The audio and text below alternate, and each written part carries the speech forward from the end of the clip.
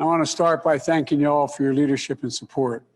You've rallied support against some of Trump's most dangerous actions, his failure to contain the pandemic and the mass casualty event it's caused in the Black community, his embrace of white supremacy that's been just straight out and continues, his attack on the ACA, which affects so many African Americans, his incitement of violence against peaceful social justice protesters, removing diversity and inclusion awareness policies across the federal government.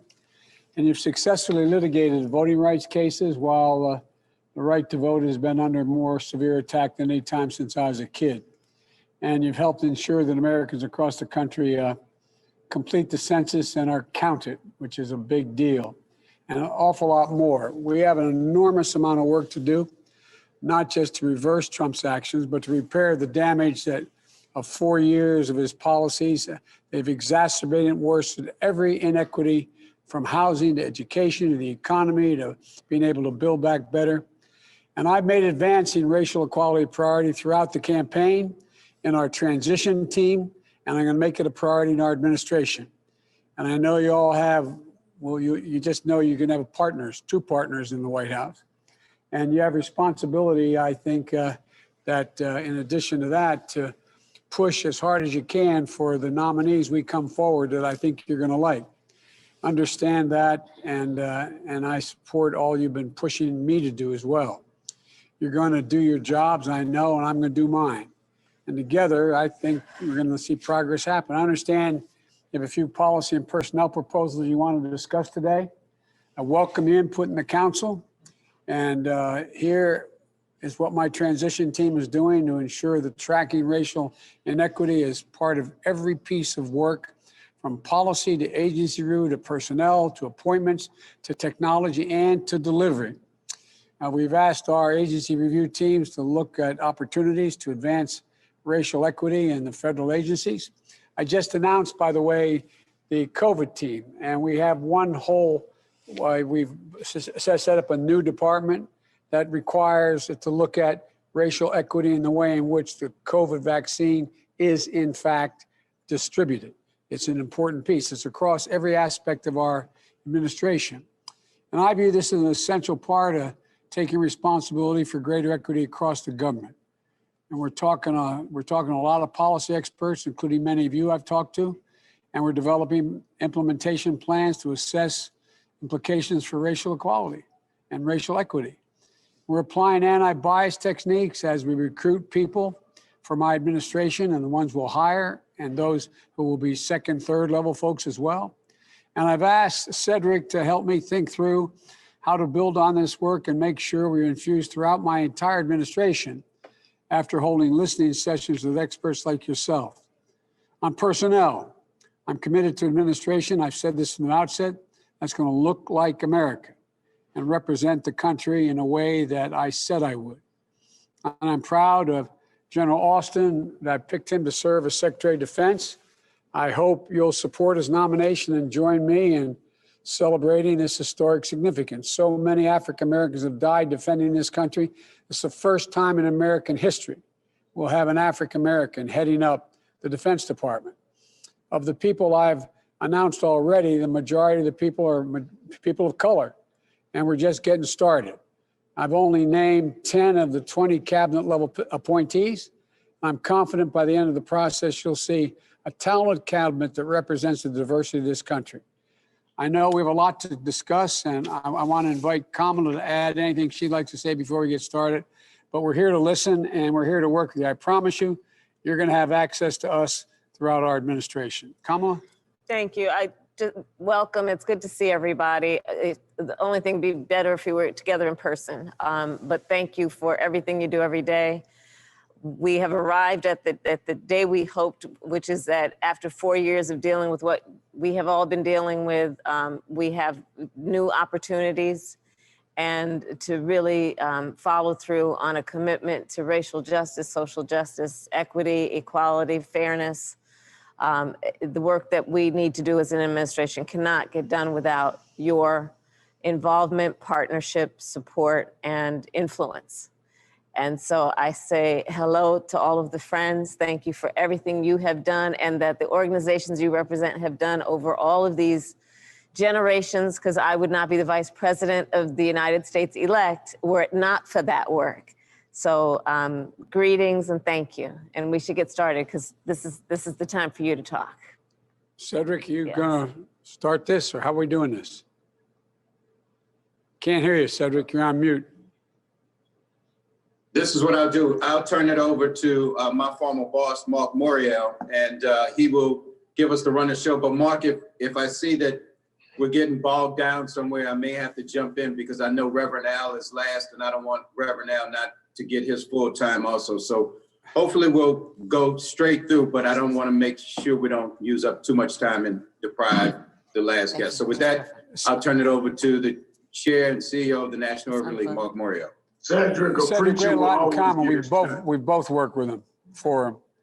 Mark, you're on mute. Go ahead, Mark. I think you're on mute. Mark, you're muted. Yeah, Mr. I've never heard anybody President-elect. mute you before, Mark. I've never heard that happen, ever.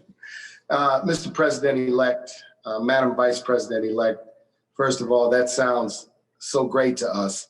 Let me just say congratulations to both of you on your historic victory in this election, for which we worked so hard to turn out a record vote in our community.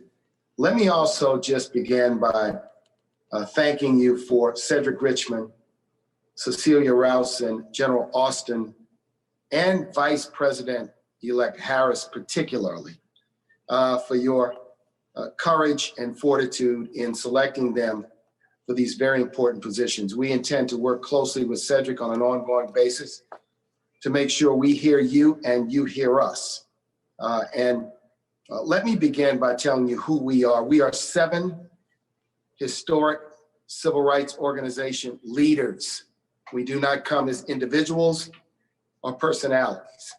We come as leaders of historic civil rights organizations, meaning we have been there, or the roots of our organization go all the way back to the 1960s and prior to that. We are a group of equals. There is no one organization or any one of us who is the leader of the pack, the president of the group, or the chairman. We come as equals, bounded together by mission, doing our work in different ways, but with an intense focus on racial justice, with a particular emphasis on the African-American community for many of us. I want to lift up your historic commitment to racial justice, embodied in your campaign document, Lift Every Voice, and embodied in your statements, the night of your victory, where racial justice was lifted up as one of your 4 pillars. Our job is to help you and to hold you and your administration accountable to accomplish the progress of racial justice. And those twin objectives, helping and holding you accountable, is what we will use to guide this relationship over the next 4 years. To accomplish this objective, you must maximize the number of African Americans in the cabinet, sub-cabinet, and the White House staff, so that people with the lived experiences of racial justice and the professional qualifications are at the big table in the deliberations and the discussions on all issues. We want to affirm that as Americans, every issue is an African-American issue. Some issues are of greater importance than others, but every issue is an African-American issue.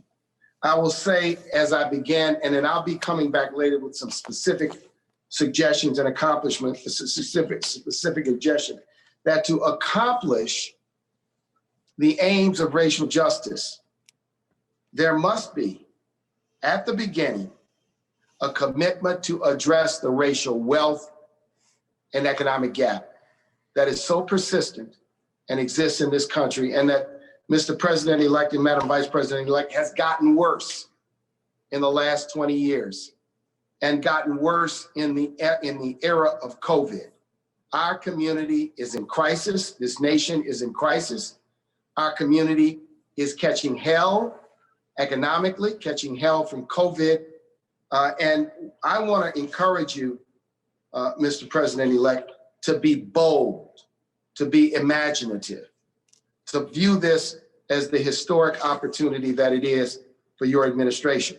So number one, to accomplish the aims of addressing the racial wealth gap, it will require a set of targeted policies that focus on the communities that are deeply impacted. I want to lift up your own plan, the Lift Every Voice plan. And I want to encourage you to ensure that from Secretary-designate Yellen to each member of the economic team, to every member of the staff economic team, that this document and this plan be a guiding document for everything you do in the next 4 years. Your commitment to this plan was encouraging, and all too often in an administration, people come in and they bypass the specific commitments that were made during the election. This plan, we think, should be the guidepost of your work when it comes to racial justice. I just want to say two more quick things. Number one, with respect to the first 100 days, we will share with you various thoughts about what should be in the first 100 days. I want to lift up the importance of a broad-based stimulus with money for cities, with money for African-American businesses with less than 5 employees, for education, for COVID distribution that utilizes community centers and libraries and community facilities as distribution points. And I want to encourage on an economic recovery plan that you think of infrastructure as not only transportation infrastructure, but as community facilities. We lost you, Mark. You're muted, Mark. Mark, you're muted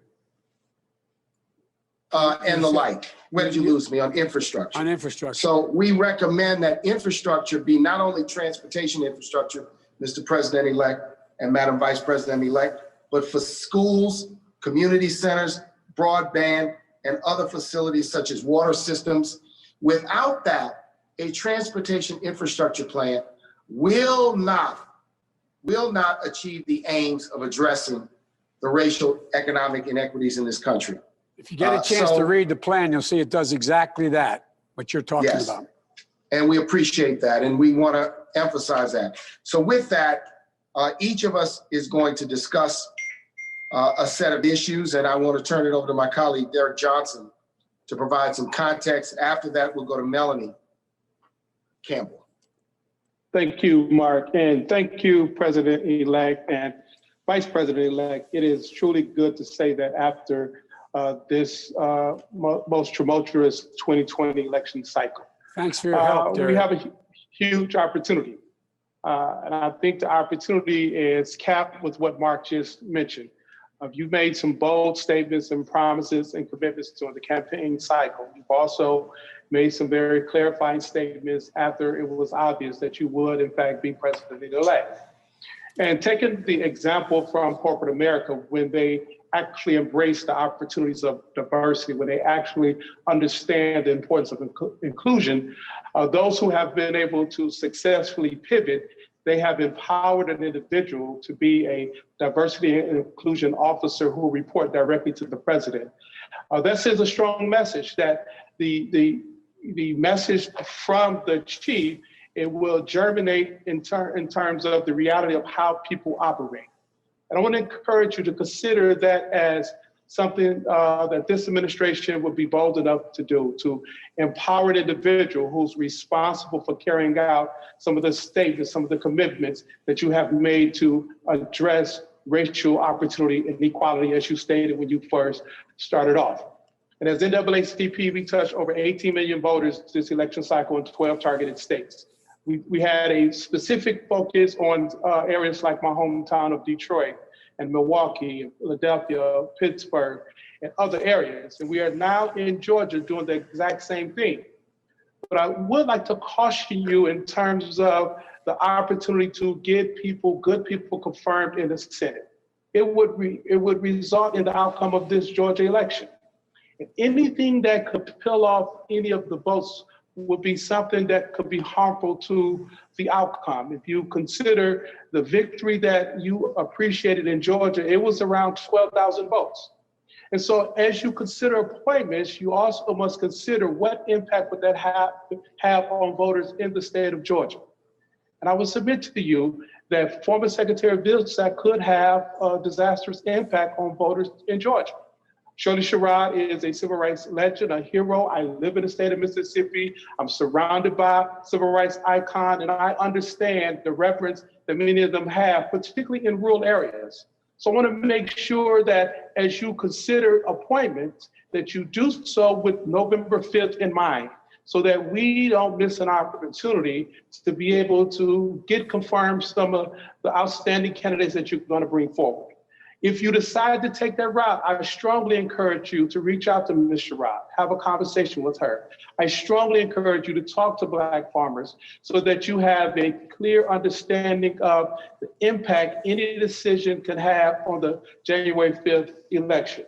It is our goal as NAACP, it is our goal as civil rights community for this administration to be successful. And it can only be the success we need it to be if we have the ability to get good people confirmed. I'm going to round that off with where you started around this question of equity.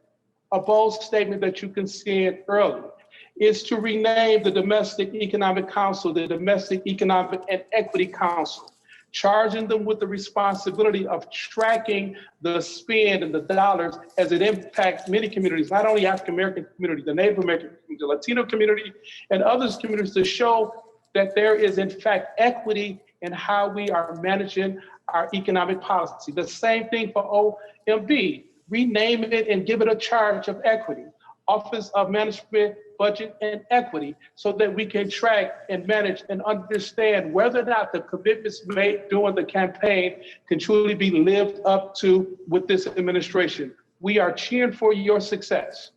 The work that Cedric Richmond has already begun to do to reach out and build is really important, but his skill set is so much broader than just the Black community.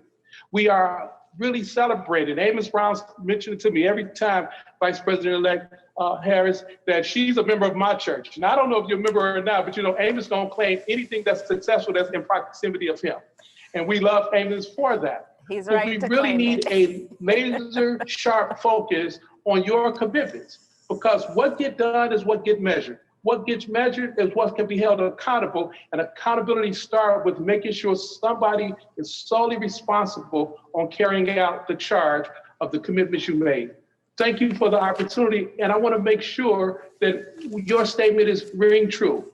We do have a responsibility as an advocacy organization to raise the questions as we hear it germinate from our members, to call out concerns as they exist.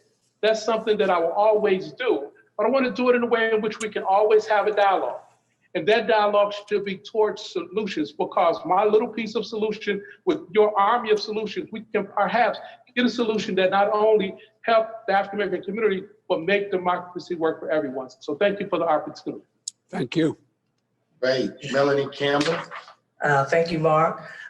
Thank you, President-elect Biden and Vice-elect Harris. It just has a wonderful ring to it, But thank you for the opportunity to have this conversation with you all today. And also thank you for earlier, President-elect Biden, for meeting with me and several other Black women when you were deliberating about who would be your vice presidential running mate. And so I want to thank you for selecting now VP-elect Harris, and for her selecting you as partners. And it has, so we want to thank you for the opportunities for us to make the case, and that you all were awesome as a winning ticket. And we know you will be an awesome administration. So I want to thank you on behalf of those Black women, like Cleola Brown and others, and many others of us who met with you earlier on when we sent you that letter. Also, want to thank you on behalf of many, many Black women for the selections you've already made for your administration when it comes to cabinet as well as other White House staff. Also want to really encourage you as you are selecting your positions for statutory cabinet positions, that Black women are represented in those positions. And names that we all have heard, and we've also sent letters to for Congresswoman Marsha Fudge, or Mayor Keisha Lance Bottoms, and Karen Bass, and Susan Rice, and others, that Black women who can bring the lived experience and expertise to the table, and how important that is as you round out your cabinet. I want to thank you for selecting Cedric Richmond, who I've had the pleasure of knowing from his role at Congressional Black Caucus and others, and know that we're looking forward to that relationship as we move forward. I have a couple of things from the National Coalition of Black Women's Roundtable that we wanted to share. I want to first talk about COVID-19 and its impact. I am a survivor of COVID-19. I know. And thank Congresswoman, thank VP for calling me, and for you all sending me those flowers in September. And the issue around healthcare and implicit bias, what happens. So when I was first diagnosed the first week of September, I was checked into the hospital and a day later, and had pneumonia. And I was sent home the next day with Tylenol and Mucinex. I was not given remdesivir. I was not giving anything. I was sent home to figure it out. The very next day, I couldn't breathe. I had to take an ambulance, and I was in ICU for 2 weeks. I almost didn't make it, and I was in the hospital for a month. As we speak right now, I have a 70-year-old sister and a niece. I have 7 family members in Atlanta who have COVID. They went to the hospital on Saturday. One niece has a heart issue, had bypass surgery this year. They went to the hospital on Saturday. They all, 4 of them were diagnosed in my sister's family circle. They were sent home the next day. I didn't understand that. On Sunday, my niece had to be taken by ambulance back to the hospital. She was at home. Sunday, she's diagnosed with pneumonia. My sister, 70 years old, retired teacher, sent home. She had to get in an ambulance yesterday, sent back. So the question that I think for the COVID task force is to look at what's happening with how people in the hospitals are being, how these decisions are being made. We know that Black and brown people are the ones who die most disproportionately. So when you go to the hospital for care and you're sent home with Tylenol, as opposed to getting remdesivir. Once I was sent back to the hospital, I received remdesivir and all the other cocktails and treatments. But by that time, I'm now in ICU. So I asked that as the task force looks at all the things that they have to look closely at that situation. And I would like to offer my opportunity to be able to help in any way I can, because there's other things that happened while I was in the hospital. So some of the people who have been patients to be able to make sure that they're talking to folks, and I'll offer myself up and in that regard.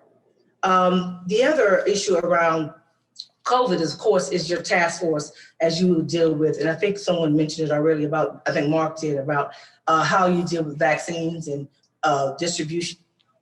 We know our community is has a lot of fear when it comes to vaccinations and things like that for very good reasons, and we know that history. And that community-based organizations are engaged in that process as the trusted leaders, trusted organizations to make sure our communities are not so afraid of actually taking this vaccine so we can save more lives. Lastly, I want to focus on your White House Council on Gender Equity as it's being formulated. I've worked very closely during the Obama administration with the White House Council on Women and Girls. I think it's very apropos for you to focus it on gender equity. Also believe you should look at it as with a racial lens. I've been engaged with some of the other women's organizations around that, and I think it's very important that, as was done in that prior administration, that you have all of the departments have some element of that, representatives that participate in that. Lastly, what's happening as we speak around the recovery pack that does not include, unless something happened since we've been talking, paid family and medical leave. Yes, it does. No, it does include. It does include paid family medical leave. But doesn't Guaranteed. have enough. Well, it has more than, I don't think you've read it. It has significant Yeah, commitment. I've been reading it, and I said something may have happened since, but it was No, it's the 1.8 beginning. million was going to take for 3 months, billion rather. But making sure that it's there and strong. I say it that way. It's there. Like Biden, and that's very, very important. And that's coming from many of the women's organizations that I work with very closely. So those are some of those issues, and I want to respect the time and hope I did not go over time with my colleagues to express some of the concerns we have from our organizations. Again, we looking forward to working with you both and your whole team as we move forward to make, what I say, bring it back better, make it better together. Thank you so much. Thank you. So I'm going to speak next. Let me just extend greetings. President-elect Biden, Vice President-elect Harris, it is wonderful to have this time with you today to talk about how we rebuild and reconstruct our nation. And as a Black woman, I'm so thrilled, excited, and proud to see Vice President Harris in this seat, and looking forward to working closely with the both of you over the course of the next 4 to 8 years to get our country back on track when it comes to racial injustice.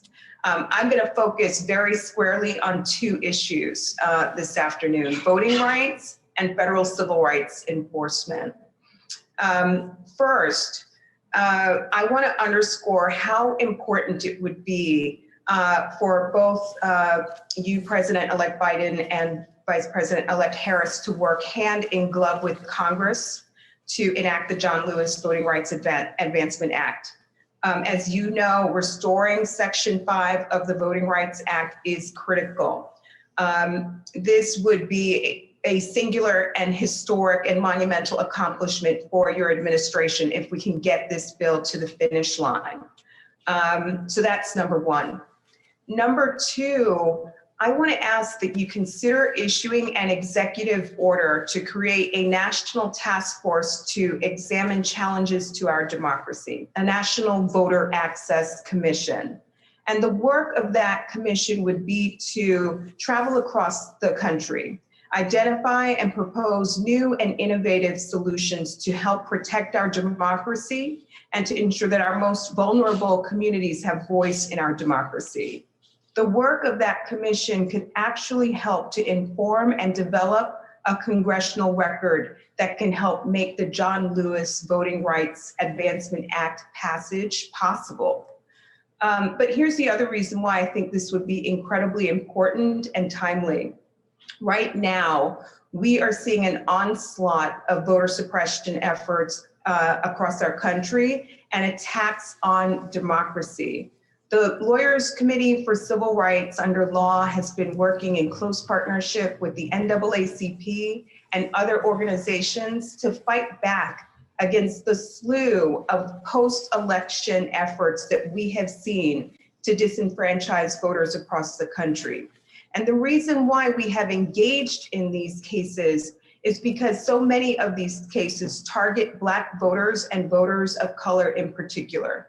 These are cases that are fortunately being squarely rejected by the courts, but we're deeply concerned because we know that once the dust settles on this litigation, that there are states actively preparing to work to reverse many of the gains made to promote access to the ballot during the pandemic.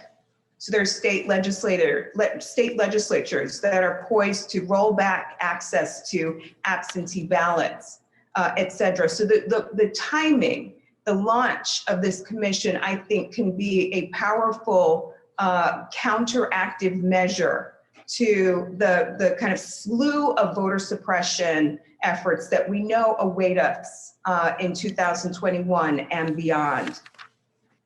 I also want to talk about how critical it is to not just restore the Civil Rights Division, but to put the voting section of that division back in business swiftly. And I want to single out the voting section for a few reasons. One, we've seen no enforcement of the Voting Rights Act for 4 years. Mm-hmm. Two, we are about to go into the first redistricting cycle in decades where we may be without the full protections of the Voting Rights Act, right? And that will have implications at every level of democracy in our country. But three, we need strong leadership that can help deal with some very live issues that we're up against right now. As you both know, the Supreme Court dealt a huge blow to the Voting Rights Act with the 2013 Shelby County decision. That decision brought to a grinding halt the Section 5 preclearance provision. But what we have left is the Section 2 provision of the Voting Rights Act, which applies nationally and is a tool that all of us use every day to beat back voter suppression efforts. Right now, before the United States Supreme Court is a case that seeks to weaken Section 2 of the Voting Rights Act. The Justice Department just yesterday filed a devastating brief that sides with the petitioners who are seeking to cut out this critical provision of the Act. Briefs are due in this case from respondents on January 20th. We'll be filing a brief to stand up to save the Voting Rights Act in that case. But that afternoon, after you are sworn in, we're going to need strong leadership that can move before the stroke of midnight to signal to the Supreme Court that the Justice Department may be revisiting its position in this incredibly important case. We cannot afford to live in a world in which both Section 5 and Section 2 of our nation's most important federal civil rights law have been weakened by the Supreme Court. So there's going to be work to do on the very day in which you are sworn into office. And so strong leadership that can ensure that we're able to get back in business and deal with some of these live threats and issues is incredibly important. I want to close by talking about how important it is that we revive civil rights enforcement, not just in the Civil Rights Division, but across all of our federal agencies, HUD, the Department of Education, the Department of Labor, and more. And here's my final ask.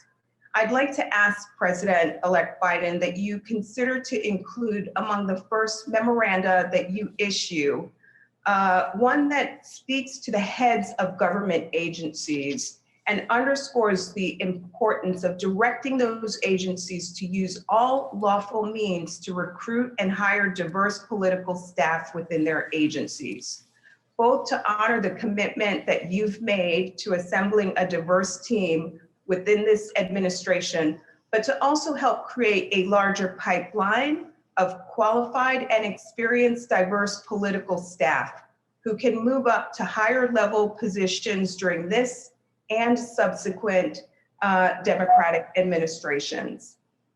Agency heads will be scrambling and are scrambling right now to fill mid and lower level political slots and we know that that work will continue in the first few months, but it's imperative that the White House formally and publicly emphasize to agency heads the importance of racial, ethnic, and gender diversity in this administration and make clear your expectation that agency heads will do everything that is necessary to disassemble diverse teams from top to bottom across our federal government. So that kind of memorandum issued very early on, I think will be the strong medicine and strong message needed to help ensure that we breathe life into that promise. Okay. I am looking forward to engaging with the both of you in the road ahead. All right, thank you, Kristen. And we'll go to Benita, Sherilyn, and then Reverend Al to try to make up some time. And then Derek and I will come back with any quick close. So go ahead, Vanita. Thank you, President-elect, How are Vice you? President-elect. I have to just say, I am just personally deeply moved in this moment. As you know, we have all been collectively fighting for the soul of our nation for the last 4 years, and now to be here before you in a moment to rebuild our country, to have the kind of country we deserve, is such an incredible moment of hope. And there's been too little of that the last 4 years. So thank you, and we were honored to be able to push for a pro-civil rights administration from the bottom of my heart. So I am President and CEO of the Leadership Conference on Civil and Human Rights. We are today a coalition of over 220 civil and human rights organizations driving a national policy agenda. I came to this position after serving for just under 2.5 years as head of the Civil Rights Division in the prior Obama administration.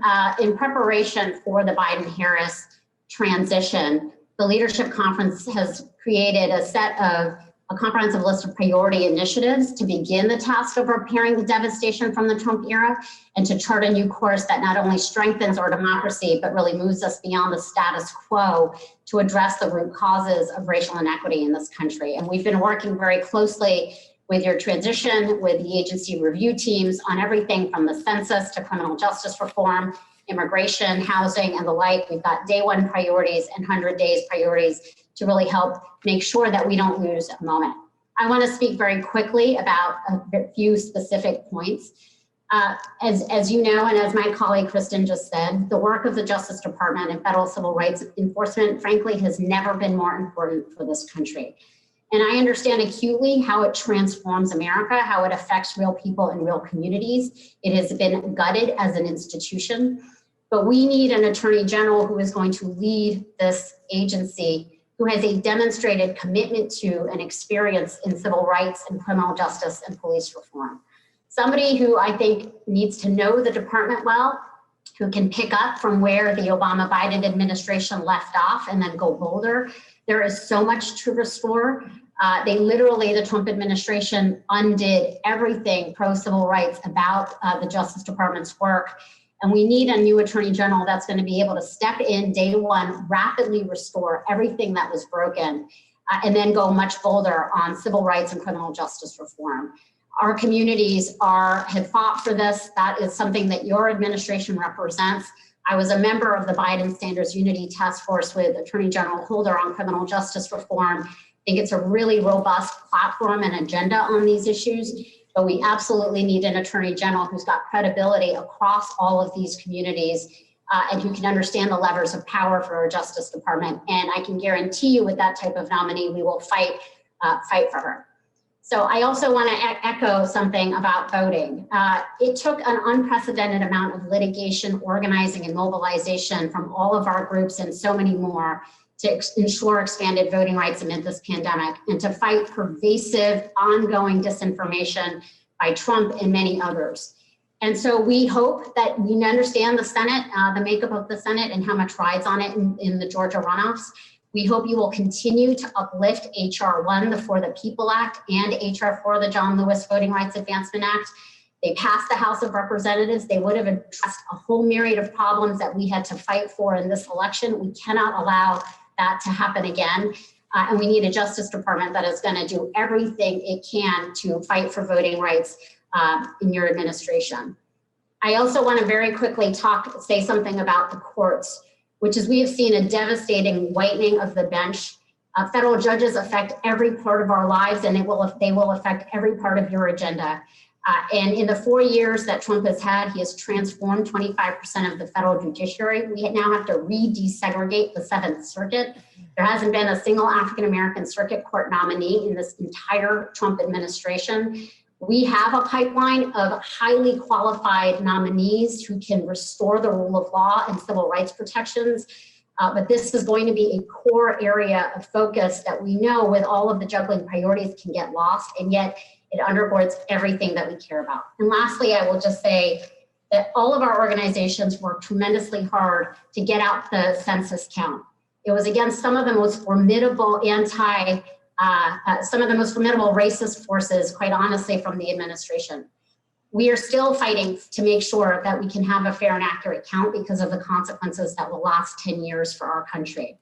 But I will also say that one of the things that was so encouraging about the infrastructure that we built to get a fair and accurate count is I believe that that infrastructure can help with vaccine distribution to reach the hardest to count communities that have long been very distrustful of the government and of concerns for very important historic reasons. And so I want to offer that as an idea to explore as our organizations have deep roots in these communities. Thank you. Thank you. Thank you. Sherilyn? Good evening, Mr. President-elect and Vice President-elect. This is just such an incredible honor. I am the President and Director Counsel of the NAACP Legal Defense Fund, which is a nonpartisan 501c3 organization. But I was raised in an obsessively political family. I believe I have watched every political convention, Republican and Democrat, since 1972. And I have to tell you that I am invoking the spirit of my father in this moment, who taught me to be so politically focused. And he would have been absolutely blown away that I'm sitting here in this moment talking to you both. I haven't had an opportunity to congratulate you before this moment. And so I want to use this moment to just congratulate you on this historic win, this important win that truly has pulled us back from the precipice of our failing democracy. Because we have such a short time left, I'm not going to repeat any of the things that my colleagues talked about, and I want to focus on just a couple of things. The first thing, Mr. President-elect, is that you have the opportunity in this moment to reset what has been a corrosive and dangerous tone and message about race in the United States. And that means that we need your policies, but we also need your voice. It's going to be important, for example, that one of your first actions is a reversal of the executive order that President Trump promulgated that essentially seeks to gag conversations about diversity, race, and history among anyone who contracts with the federal government. The Legal Defense Fund of my organization filed suit. We represent the National Urban League in challenging that executive order. Already it's having an effect on so many who feel silenced in this period and who feel fearful of talking about race.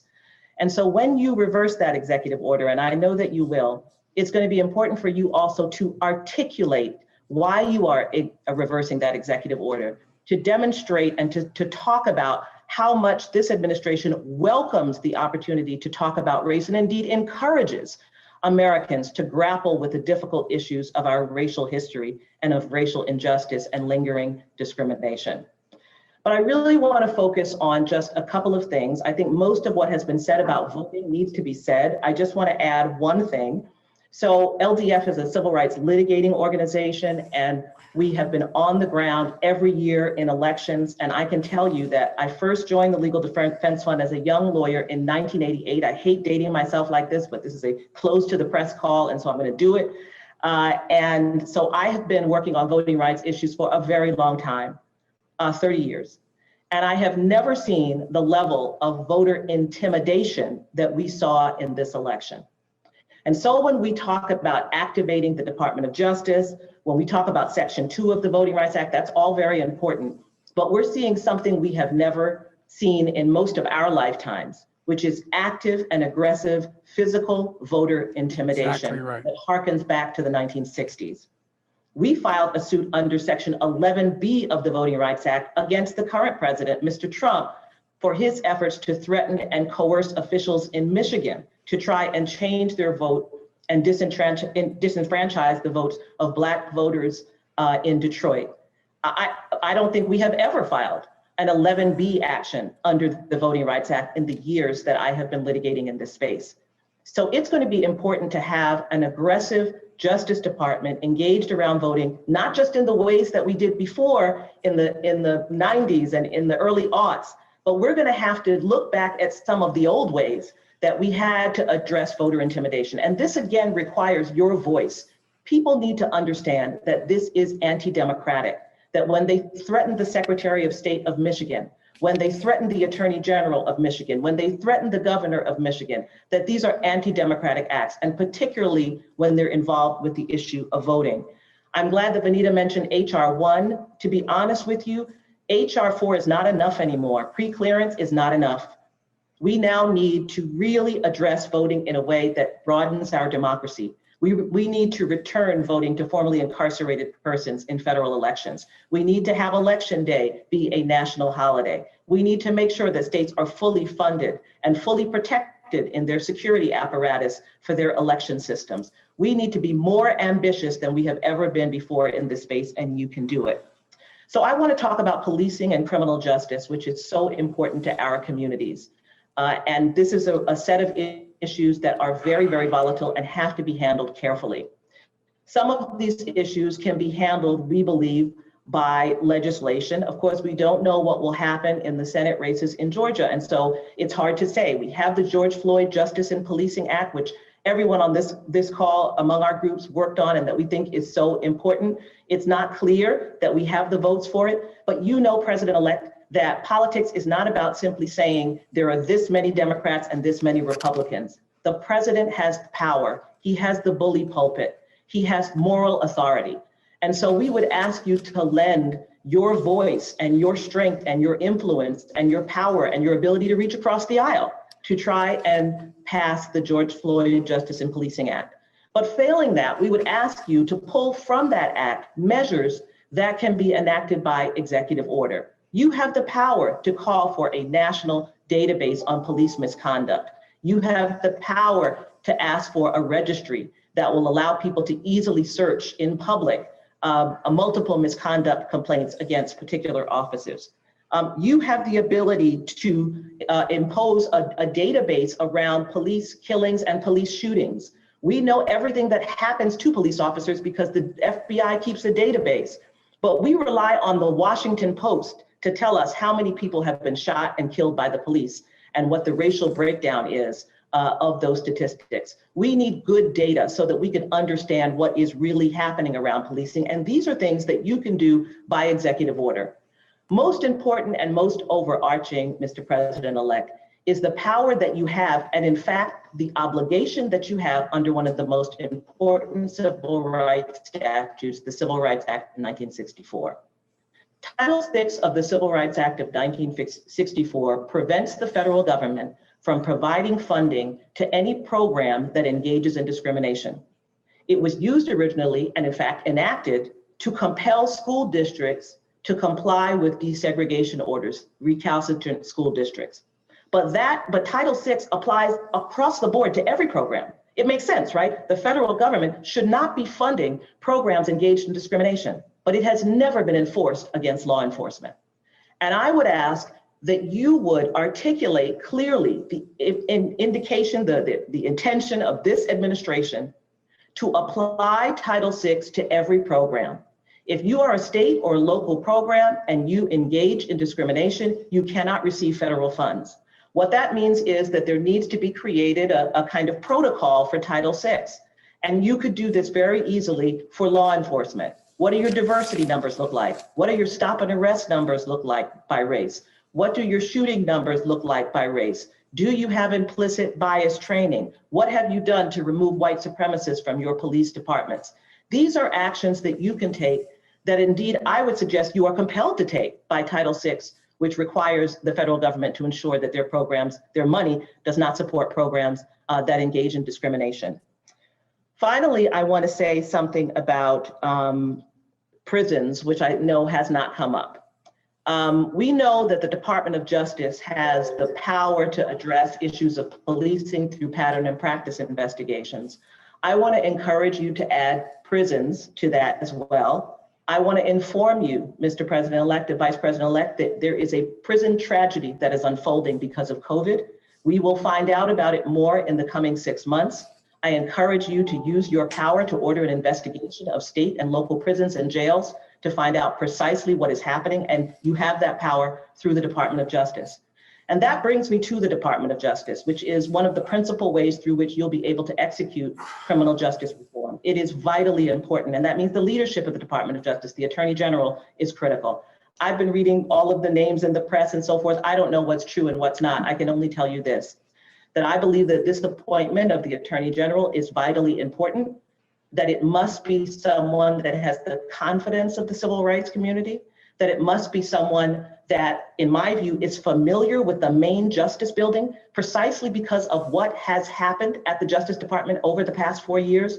This person needs to be able to look in every nook and cranny, to be able to lift up every sheet and know what's happening, and to be able to move on day one. You started out saying we have a lot of work to do. This isn't just about repair and backfill. This is about creating an aggressive program.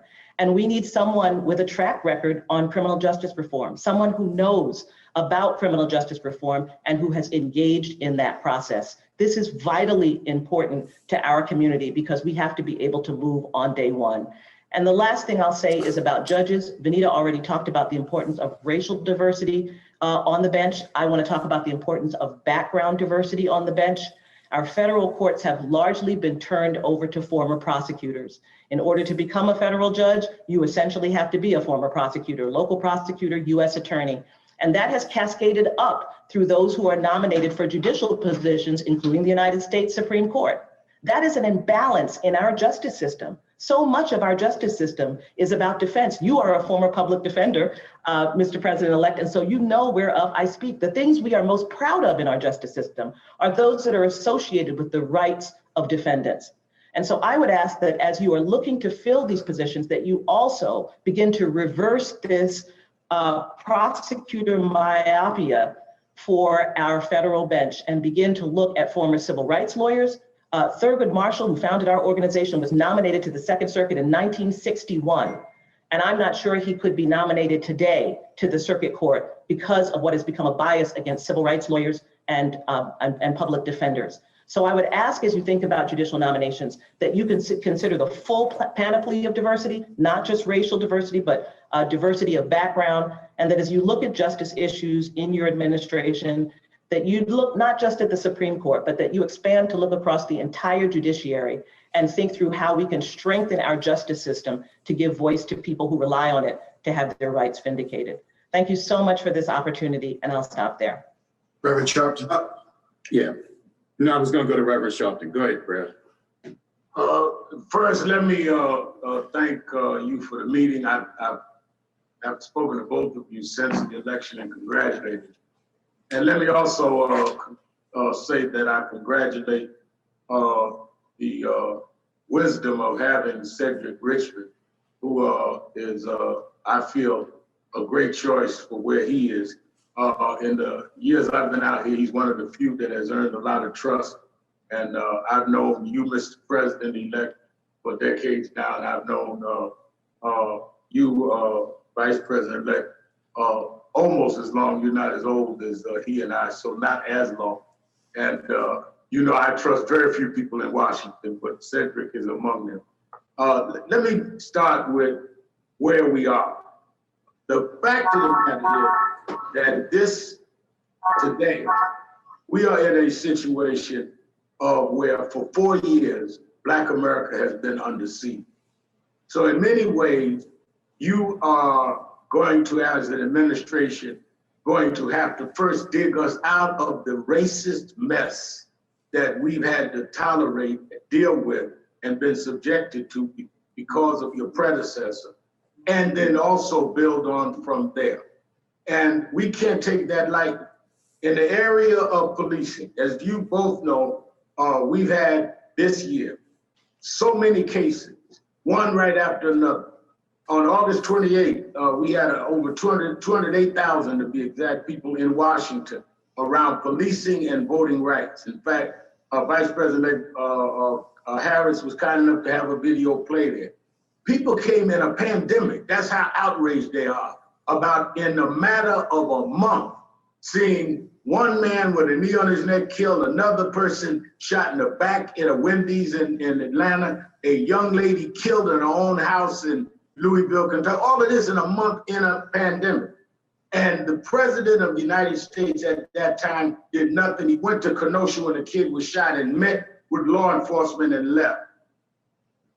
It is needed that we have a presidency that supports policing and supports proper policing and understand that victims are not looking for favors, they're looking for the law to be upheld.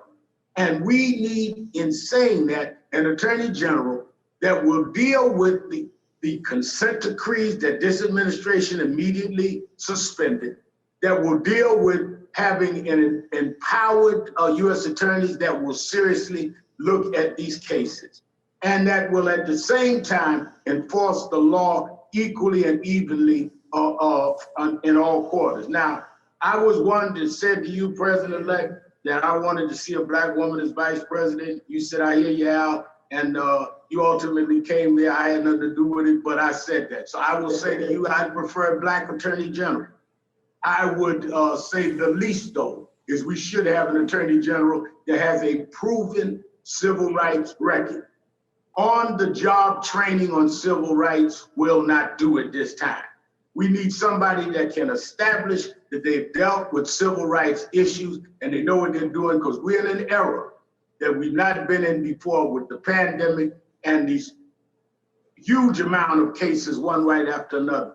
I will never forget, I told a reporter today, that I will never forget that when we brought the body of George Floyd from Minneapolis, and National Action Network and now facilitated the families, got our supporters to help them. And we sat there in Houston, Texas, how you and your wife, Mr. President-elect, flew to Houston and met with that family and said to them, we just did not want to disrupt the funeral. And they'll never forget that. But the thing that got me, that I told this reporter, is you told his daughter, George Floyd's daughter, you took her little hand, because you said, I heard you say that your father will change the world.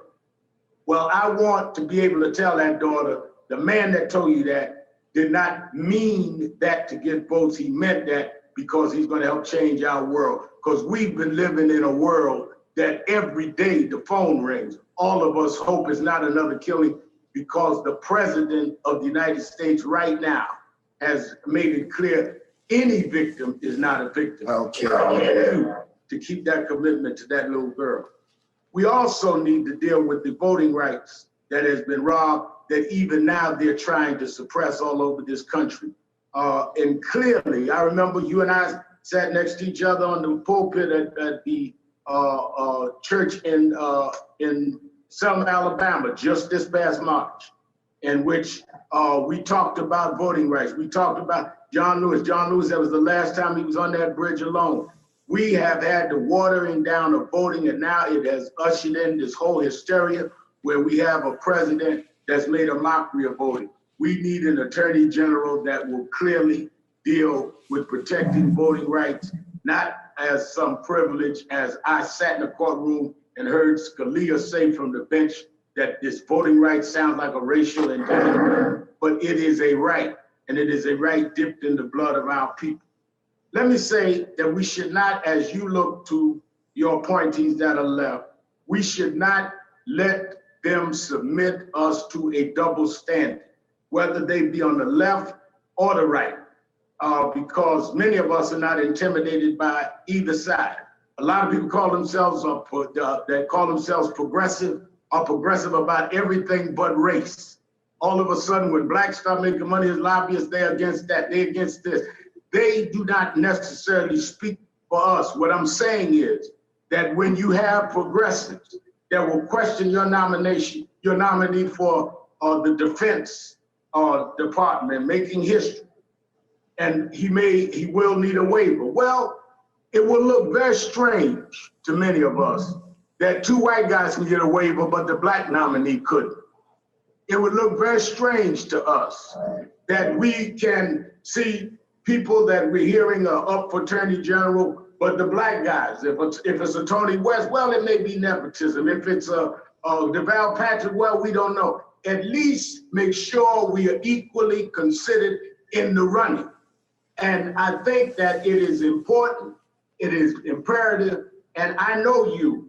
I think I saw a commercial. I know Joe. I know you. I sat next to you 8 years in just about every civil rights meeting Barack Obama had, and you pushed him. And you're right, it's our job to push you. And you sat there. You were there. I sat next to you when Obama sat there with young activists, as I hope you will, with Patrice Cullors and others, and listened to them. And we started this commission on policing. It's almost forgotten history now, because a lot of that body cameras and all are almost something that you can put in a museum, because they're turned on and turned off when they want. You were part of making that happen. That's why I think that it is totally ridiculous. Anyone to think that we could put a Rahm Emanuel, who covered up Laquan McDonald's killing as mayor, in any position without our raising from the civil rights community that this man did something that, in our opinion, was just absolutely unpardonable. So as you know me, and I know you, and I know you, Vice President-elect, I will never embarrass you. I never in 8 years, even when I disagreed with President Obama, National Action Network, you both have been there, spoke for us several times. We will not embarrass you, but we will never lie to you. And we will never tell you that things are going certain ways that they're not going. As I said that day in Selma, Mr. Vice President-elect, that we are not looking for better slave masters, we're looking for freedom. And you stood up and said, I'm right. I was directing it at an opponent of yours, because some people think they can come in at the last minute, say they're progressive, throw their fists in the air, and we are conned by that. So I'm very happy that you're there. I'm happy that Ms. Kamala Harris is there, Senator Harris, now Vice President-elect, not because of your stellar records, not because of your positions, but I've seen you hold George Floyd's daughter's hand. And I've seen you, Vice President-elect Kamala Harris, hold Eric Garner's mother's hand. That's the kind of President-elect and Vice President-elect that we need to turn that compassion into some concrete legislation and the policies that we need. So we're not just holding hands, but we're moving forward. And we want to move forward together. And we want to maybe not always agree, but be able to walk out with a common agenda that all of us can live with and make life better for everybody. So I thank you for this meeting. I thank all my colleagues that joined in asking for this meeting. And I'm sorry if I was a little more candid, but you would have thought I was a clone if I didn't do Al Sharpton. Look, Mark, let me update you where we are in time. We probably have a couple of minutes. I really wanted to. Let's go to the president and the vice president. I want to go to the president-elect, but I know Derek told me he had one thing that he wanted to get out. Derek, if you can do that quickly, we can go to the president and vice president-elect to close us out. Derek, you're muted. You're muted, Derek. I'm there. President-elect, you've mentioned more than once how the Black vote saved you in your races in the Senate in Delaware. You've talked about your friendship with Mouse. We are now saying the Black community have stood up in this election cycle. Let's not suffocate the Black vote in Georgia and make sure we send the right message, because the success of this administration will be the ability of the Senate to confirm your nominees. We have an opportunity here, and we want to make sure we seize upon this opportunity and allowing for the input necessary. 10 more appointments to go. A lot of people in our community are getting a little anxious because they are not seeing enough of the progress they thought they would have seen at this point. Let's not disappoint them, and let's not get to a place where voters in Georgia begin to second guess. Okay, let me respond. I've got to go. Let me respond. There's a lot to respond to here. Let's get something straight. You shouldn't be disappointed. What I've done so far is more than anybody else has done this far. Okay, number one. Number two, I mean what I say when I say it. I mean what I say when I say it. I'm the only person who's ever run on 3 platforms that I was told could not possibly win the election, and I never ceased from it. One was on restoring the soul of this country because of what I saw happen in Charlottesville. That was it. No one else was talking about it. The words of presidents matter. Nobody else, no progressive, was talking about it. I did. My son Bo used to have an expression. He'd say, remember, Dad, home base. It ain't worth the job if I can't say what I believe. I didn't want to run this time. I ran this time because of the racist son of a gun who was president of the United States of America. That's why I ran. And you'll remember, a lot of you told me talking about the soul of America was going over people's heads. They didn't know what we're talking about. The words of a president matter. What a president says matters. And you've never seen me shy away. In the middle of the debate, I called him a racist. In the middle of the debate with him, I took on white supremacists.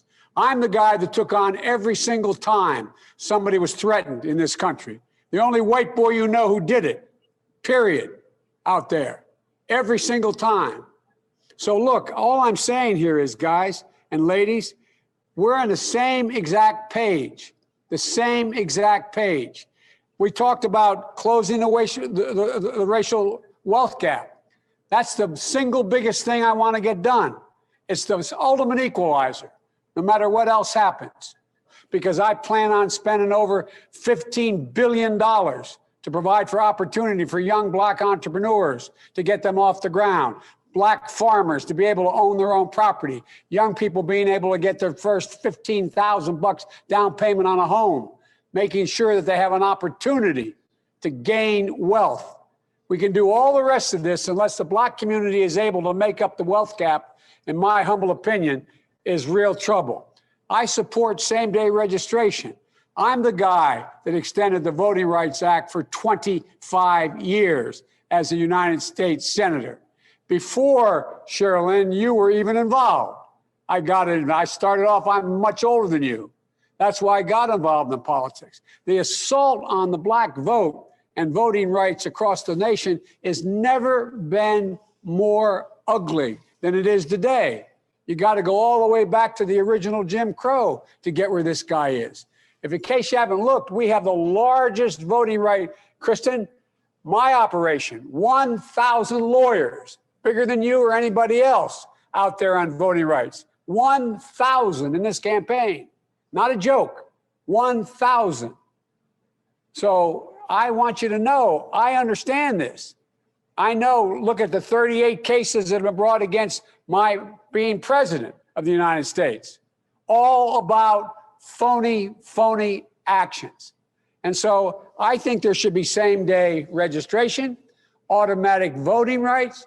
I've been pushing, and I got a number of people that contribute significantly to the effort down in Florida to make sure that federal prisoners who serve their time have every single right restored to them. That's been my position before it was anybody else's position. I've been out pushing that. In addition to that, I think it's really important that no one goes to prison for a drug offense. Nobody. They go into rehabilitation. Rehabilitation. That's what we should be building, rehabilitation centers, not more prisons. I have a $20 billion effort that I'm proposing to get states to change their sentencing guidelines so that there is no more mandatory sentences across the board. In addition to that, we're talking about having diversity hiring in every agency. I promise you that is going to happen. We're just getting started here. Police reform, judicial reform. Look, you know, when I was, if you notice, when I was chairman of the Judiciary Committee and when I was advising the president, who did we get on the court?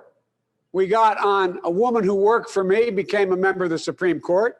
Another woman who was a leading Hispanic in America no one paid attention to is on the court. All the people that I pushed on the court have been really pro-civil rights judges across the board. And I, like you, the idea, Kristen, that everybody has to be a prosecutor. I'm a public defender. When I'm president of the United States of America, we're going to see to it that public defenders, federal defenders, get paid the same as federal prosecutors. So we can attract people. There's a whole range of things I guess I'm trying to say here. Look, the whole idea of equity is built into everything we've done. For example, I laid out my COVID team. Nobody's ever done this before. We're going to have Marcela Nunez Smith, but yeah, she is going to have one job.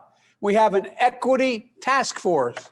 Her entire job is to deal with the inequity that exists because of racial discrimination. And Ms. Campbell, that's what this is all about. Making sure that, you may remember, I'm the first person, black or white, who called attention to the fact that you were finding that there was the rate of people who were African Americans who were dying was 3 times that of white people. That's because a friend of mine, a white guy who happens to be, as you well know, Derek, the mayor of the city of Detroit, called me to tell me about it. I insisted that we keep a record on everything that happened since then. Guys, guess what I'm saying, guys, is, I mean what I say. The hard part here is I'm going to have a lot of trouble. We're going to have a lot of trouble getting a lot of this done with this Congress. And so the question is, for example, I'm going to be appointing at least, and look, the reason I'm not telling you who the other black maybe cabinet positions I'm going to appoint are is because it'll get out. And guess what? I can't defend them. They're going to be out there by themselves without any defense before they're named. They're going to get ripped to shreds. That's why I'm going to wait. You will be pleased, I believe.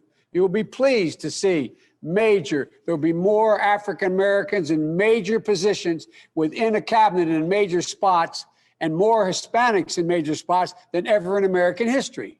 That's going to happen. I promise you that. And the other thing is, for example, thus far, for example, when we went ahead and we made sure that, I have as, the Secretary of Treasury, Janet Yellen, but at number 2 is Wally Adeyemo, an African American, who is the number 2 guy with real authority at that department. Look underneath just what we're doing in addition to the people we've already named. You're going to see people, look, and Cecilia Rouse, Cece, she is a significant player. That's a serious position. But it's like when I named her, well, I don't know if that counts. I'm not so sure. Well, if it doesn't count for y'all, well, the hell with y'all. But because it's real, it's real.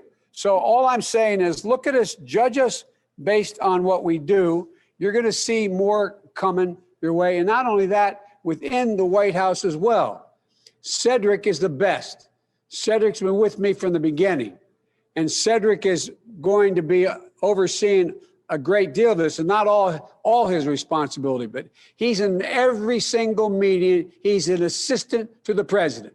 He's in every single meeting in the White House, period. And so what we're going to be doing here is making sure that we have diverse hiring, not only and for the main cabinet position and the sub-cabinet positions, but down the line. It's going to make a big difference, and within the White House as well. Assistant to the president, there's only 6 of those slots. It matters.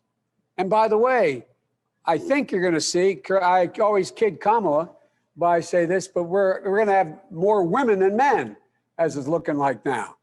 Okay, that's good because I'm surrounded by women smarter than me, starting off with my wife and my sister. But all kidding aside, this is going to be fully across the board. I'm going to keep the commitment that I said. And here's the thing. And Al, Reverend Al, I think you're right about this.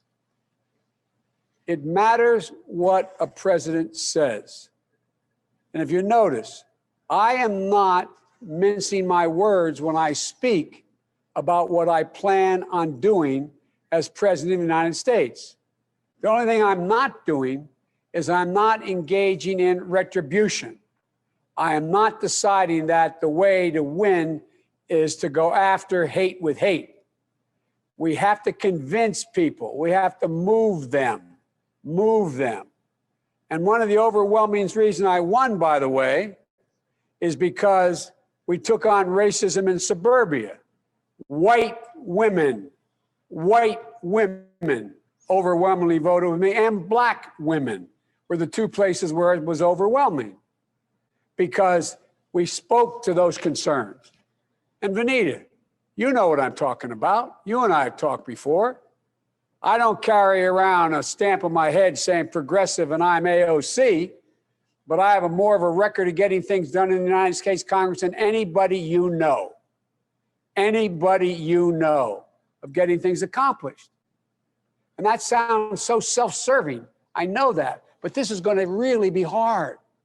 This is going to really be hard. And let me conclude and turn it over to Kamala, who says, what the hell am I doing with this guy right now? But all kidding aside, I've known you my whole life, most of you. I've worked with you my whole life, most of you. I've been around doing this for a long time. I don't always get it right, but I always take responsibility. When I get it wrong, I acknowledge I got it wrong. But my overarching objective, if we cannot make significant progress on racial equity, This country is doomed. It is doomed, not just because of African Americans, but because by 2040, this country is going to be minority white European. Hear me? Minority white European. And you guys are going to have to start working more with Hispanics, who make up a larger portion of the population than y'all do in terms of raw numbers. We're going to have to be working with a whole group of people that, in fact, are the single most diverse democracy in American history and anywhere in the world. And we got to figure out how to unify this country. And you've been the leaders of being able to do that. Not a joke. And so there's some things that I'm going to be able to do by executive order. I'm not going to hesitate to do it. But what I'm not going to do is I'm not going to do what used to, Vanita, you probably used to get angry with me during the debates when you'd have some of the people you were supporting say, on day one, I'm going to executive order to do this. Not within the constitutional authority. I am not going to violate the Constitution. Executive authority that my progressive friends talk about is way beyond the bounds. And as one of you said, maybe you, Reverend Al, whether it's far left or far right, there is a Constitution. It's our only hope, our only hope. And the way to deal with it is where I have executive authority, I will use it to undo every single damn thing this guy has done by executive authority. But I'm not going to exercise executive authority where it's questioned, where I can come along and say, I can do away with assault weapons. There's no executive authority to do away with that. And no one's fought harder to get rid of assault weapons than me. But you can't do it by executive order. If you do that, next guy comes along and says, well, guess what? By executive order, I'm going to say everybody can own machine guns again. So we got to be careful. I know you all know this. I know you know it. And poor Kamala's heard me say this, and so has Cedric. I used to have a friend named Bob Gold, who was a really bright guy, not much of it. We went to school together. He wasn't an academic whiz, but bright as hell. And as he grew up, he became very successful. And I look at him, he died of a heart transplant. And about 20 years ago, I said to him, Bob, do you understand what I'm saying? Do you know what I'm talking about? Do you understand me? He looked at me and said, Joe, I not only understand you, I overstand you. I'm sure you overstand me here. I desperately want to work with each of you. And I promise you, you will have access to us on a regular basis. And any emergency, you'll have access to us. We got to figure out a way how to regularly see to it we can do it as a group like we're doing now. Yeah. But I'm going to have an opportunity to be able to go down and answer your questions. And let me just say two more things. I like HR 1 and I like HR 4. But let me tell you something. We're going to have a hell of a hard time getting that passed through a Republican Senate. So the question is, what can we do in the meantime? I'm going to push them. I'm going to push them. And by the way, you know, the whole idea of gag conversations, that ends in my administration. There's no possibility you'll hear me talking about that. There's no possibility, but what we're going to talk about is formally how we go about changing police misconduct, exposing it, keeping the records, the things I wanted to talk about with you, Ms. Campbell, where the whole idea of this task force and how we're going to deal with, you're going to see there's going to be at least 2 more major African-American women who are going to be appointed to this group that we're talking about in major positions in the White House and in the administration. You're also going to see that we're going to appoint, and I guess, let me conclude with this because I'm going to get in real trouble here in terms of my time. You know, I promise you, there will be an AG who has a significant record on dealing with civil rights. That's a guarantee. And each of the departments, you will see that as well. Vanita, you did a hell of a job in the Civil Rights Division. I really mean it. But you will see that is critical. And I think it matters how we start off. I'll conclude by saying, one of the things I learned early on was that if in order to get things done in the Congress or the Senate, I start off by always going after my opponent's motive, I'm never gonna get anything done.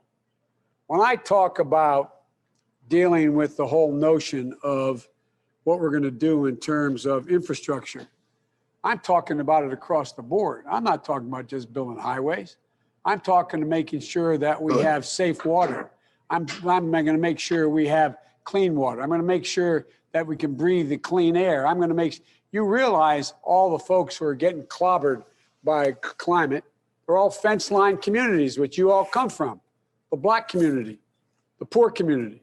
They're the ones who are dying overwhelmingly as a consequence of the impacts of climate change. They're the ones who are going to get first relief in my climate policies. Climate's about equity. It's not just about being able to breathe clean air. It's about equity. And we're going to build back in a way that we're going to create significant jobs for folks that in fact represent minority communities. Badly needed. And so I wish I had more time. Maybe we can have another one of these meetings before we actually get sworn in or in that area to go into, or maybe I respond to you in writing on a number of stuff you raised, but I will get back to you on the detail. But I promise you, Ms. Campbell, if you read the entirety of my position, you'll know that I've never waffled on what you're talking about, never. And Kristen, you know my view on the judiciary, the Voting Rights Act, what we have to do to restore it, but we have to do it because we got to convince people. Absolute last point. One of the things I'd be concerned about, just as was pointed out to me that you wanted me to be concerned, Derek, I think it was you said it, about, dealing with Vilsack as in terms of agriculture. Well, first of all, you can learn more about Vilsack's record, but my point is this. I don't think we should make that a big issue going into before January 5th when the election takes place down in Georgia. But I also don't think we should get too far ahead of ourselves on dealing with police reform in that, because they've already labeled us as being defund the police. Anything we put forward in terms of the organizational structure to change policing, which I promise you will occur, promise you. Just think to yourself and give me advice whether we should do that before January 5th, because that's how they beat the living hell out of us across the country, saying that we're talking about defunding the police. We're not. We're talking about holding them accountable. We're talking about giving them money to do the right things. We're talking about putting more psychologists and psychiatrists on the telephones when the 911 calls through. We're talking about spending money to enable them to do their jobs better, not more with more force, with less force and more understanding. But that's, I just raise it with you to think about.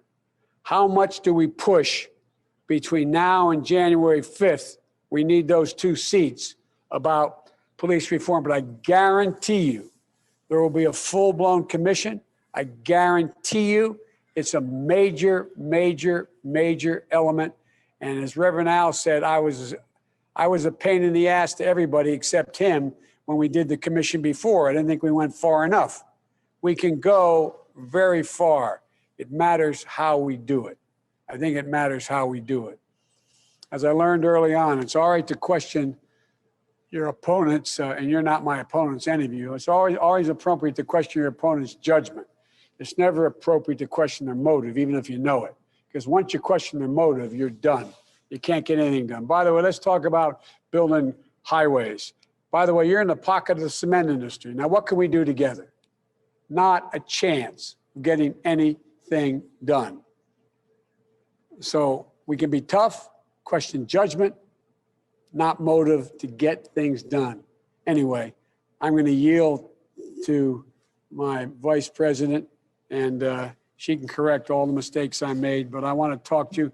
And with your permission, since I may not get you all together, to pick up the phone and call each of you individually over the next several weeks on the stuff each of you raised, because I care deeply about what you're talking about.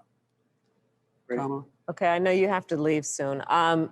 Mark, you started the conversation expressing what the spirit of this conversation as the first of obviously an ongoing conversation, and the president-elect made that commitment just now. I heard him make that commitment. We all did. That this is going to be about access. It's going to be about consistency and collaboration. But you started saying, we will help you and we will hold you accountable. And that's right.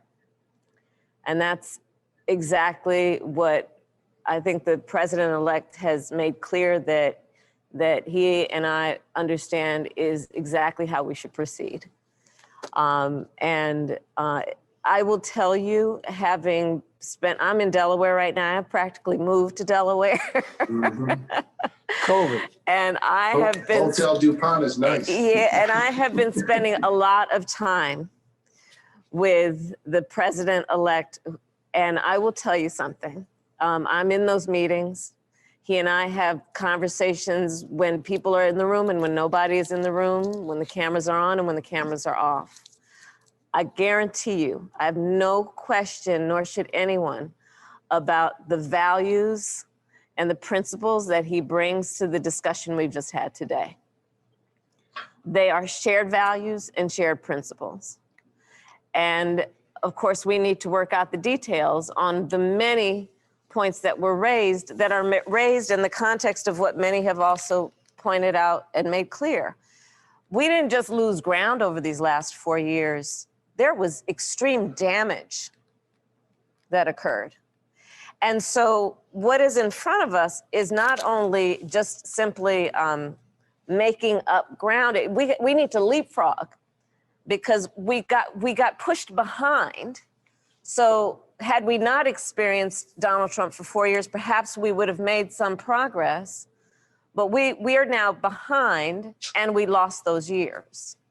And so it is going to require a concerted, a purposeful, and intentional approach to everything that we have discussed. We cannot afford to be incremental, and we have to be strategic, and we have to be smart, and we have to do it in a way that is, and I know this for speaking to the president-elect many times, that is not about the work that we do as an administration that's about a grand gesture, but instead about work that actually has an impact on the people.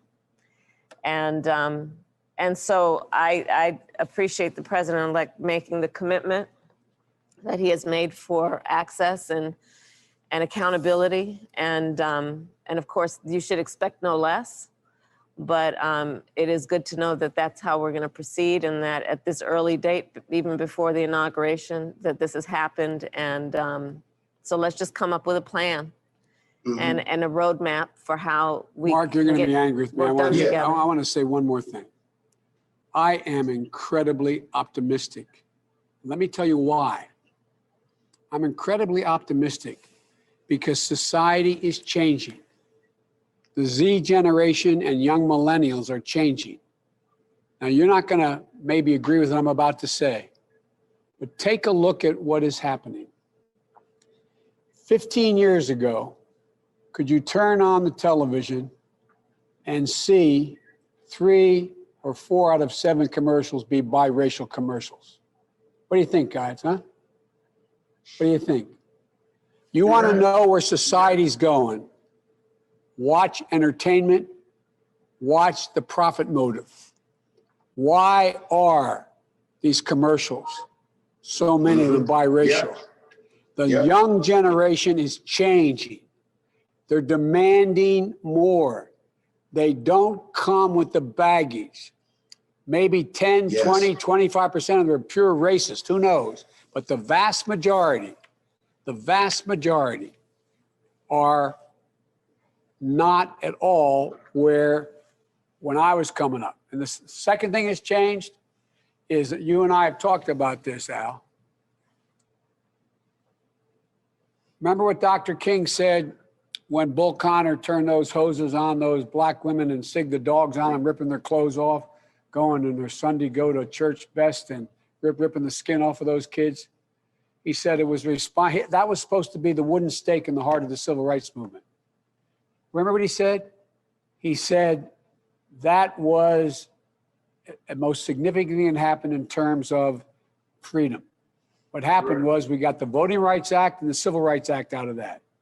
That young man who stood with a camera, a cell phone, like millions of people have, and stood there for 8 minutes and 46 seconds and took a picture of George Floyd asking for his mom, seeing his nose broken against that curb. All of a sudden, what happened? You saw a response around America and around the world. The world. Doesn't mean we don't have a big fight to go, but the first thing we had to do, and because of you, we get it done, is get rid of the racist Donald Trump. The first thing. The second thing we got to do is go back and appeal to those folks who some of that 70 million, not appeal by giving them anything, but appeal by moving hard toward what will benefit them as well. If you notice, whenever I make those speeches about civil rights and civil liberties and racial equality and economic equality, I make them to white audiences. I make them to white chambers of commerce.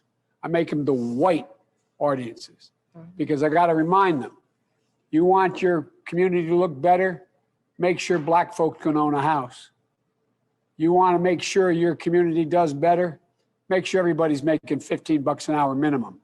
You want to make your community better, make sure everybody's making more money. It's never, never, never, never, never, never, never hurt the wealthy. They always do better. But it gives the poor a way up and the middle class a shot. So I just think we have a way. I think the American public have had the blinders taken off with these four horsemen of the apocalypse, starting with number one, COVID, number two, dealing with the economic recession, number three, with racial equality, and number four, with global warming. All of a sudden they're going, holy God, I didn't know that happened. I didn't know that was the case. I didn't know that. We should take advantage. But Mr. President-elect, if I could just say one thing, you are right about what has happened with young people. This is Cheryl and Eiffel. But this administration, Mr. Trump, even during his last campaign, has also unleashed something else very ugly and very steeped in this country. Yes, there are many people who were moved by what they saw when George Floyd was killed, but we also know that this president has tapped into a very ugly vein in this country, and it's not easy to put it back in the bottle. And so all I'll say is I agree with you 100%. I only want to say, again, just thinking about the need for momentum. And one of the things I love that I've seen so far already with you and the Vice President-elect is your momentum. Move fast and keep moving. That's what makes the Department of Justice so important, and the Attorney General, someone hitting the ground on day one who understands what to do, because we're going to need to move fast so that people can see that we can produce a country that has the kind of unity that you discussed, because there is a well out there of hate and violence that we also will ignore at our peril. Let me tell you the big mistake I made. I'm in trouble, so much in trouble now, but look. Yeah, you are. You know, when Barack picked me as his vice president, and you all know I didn't want to do it, not because of Barack. I thought vice presidents were just, bodies in waiting, if something happened to the president. And I thought I could do more as a senator. But I made the same commitment to Kamala he made to me, first and last person in the room. And I was standing down on the platform 10 blocks from here, now 7 blocks from where I'm standing right now, in a movie theater I desegregated when I was a senior in high school, the Queen movie theater here. That's where we're in right now. And I was waiting, there were over 10,000 people down on the tracks waiting for a black man to come from Philadelphia on a train to pick me up, to take me 127 miles to Washington to be sworn in as president and vice president. As I stood there, I walked up to the north end of the platform. There's no reason why any of you would know this. And I looked out over what they call the East Side and South Bridge. When I got back from law school, I had a job with a fancy law firm here, the oldest law firm in the state. My city's the only city in American history occupied by the military since Reconstruction, since the Civil War, only one. And so after 4 months of taking the bar and getting ready, I quit because I thought, I can't do this. And I became a public defender. That's why I went there. So I'm standing there thinking at the time, it hadn't dawned on me, waiting for a black man to come pick me up and all these people down there. And off to my left, the north, the east side, was completely leveled. I mean leveled. After everything was burned down, a level. All you could see was plots for 10 blocks all the way up to Rodney Square. Burned down. And across the 3rd Street Bridge, which is the river, the Christina River that runs through, same thing. They're built back up now and doing a lot better, still have more to go. So I called my kids up. And my son Bo was alive then, was Attorney General. My son Hunter was running the World Food Program, USA. And my daughter's a social worker with a master's and works in the East Side in criminal justice reform. And I said, you know, just hit me. And I told them what I'd seen. When I used to have to interview my clients down there, when I was a public defender in a holding cell, which was down in the basement of the police station, because so many were being arrested. And I thought it would never be a time when black and whites would get along ever again in Delaware. 60% of my city is black now, and we have the 8th largest black population in America in the state of Delaware. And I thought it would never work. I said, here I am. Don't tell me things can't change. Here I am waiting for a black man to take me to be sworn as President and Vice President of the United States. But you know what I underestimated? It's the point you're making, Sherilyn. I underestimated. You can never defeat hate. Hate only hides. And it hides under the rocks. And when you breathe oxygen under those rocks, it comes out. But that's why the words of a president matter. It matters that leaders step up in all communities and condemn prejudice. And I was reminded by a guy that helps me now, John Meacham.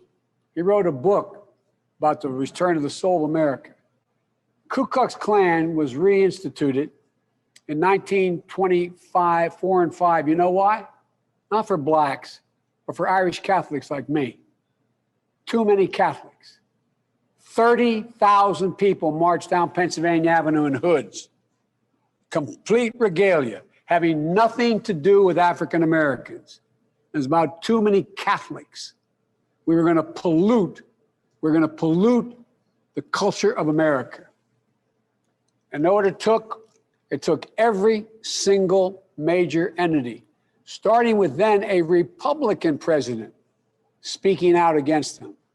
There were then 33 members of the House that were members of the Ku Klux Klan, 7 members of the Senate Ku Klux Klan. But everybody spoke up because a president started it. A president's words matter. And the condemnation has to be swift and consistent. And that's what you're going to see me talking about. You're going to see the vice president talking about, what all of you talk about. But that's why I've organized. You see how many black ministers have supported me? You know, Reverend Al, over 460 got together. But this, guess what? Same way I've been able to put together Catholic priests now and Episcopal priest condemning racism. I met, and I'll end with this, I shouldn't have even started it. I got a call from the Pope, calling me to congratulate me. You know what he said? He said, the most important thing you have to do is deal with racism. Him. He put out an encyclical, which is a big deal in the Catholic Church, about ending racism and dealing with poverty. And he's willing to come and help on that score. That has never happened before. Things are changing around the world. I'm not making the Catholic Church the leader of this, but my point is things are changing. We just got to keep pounding and pounding and pounding and giving people a way out. Mr. President, while I still have a job and you can't fire me from the one I have, I'm being told that you're I know. over. I know. Yeah. And so I just wanted to make sure that you know that. And Yeah, 10 seconds, Mr. President. We take you up on your offer to meet with you again before January 20th. And we also take you up on your offer to meet with you regularly. We like to do it 4 times a year. We thank you for your time and candor and passion today. Thank you. And by the way, I may not be able to meet with you all as one group, but I'll, in the minimum, I'll call all of you and talk to each of the issues you have. Okay. Try to do it as a it'll be group. consistent dialogue. Thank you, Mr. President. Thank you, Madam Vice President.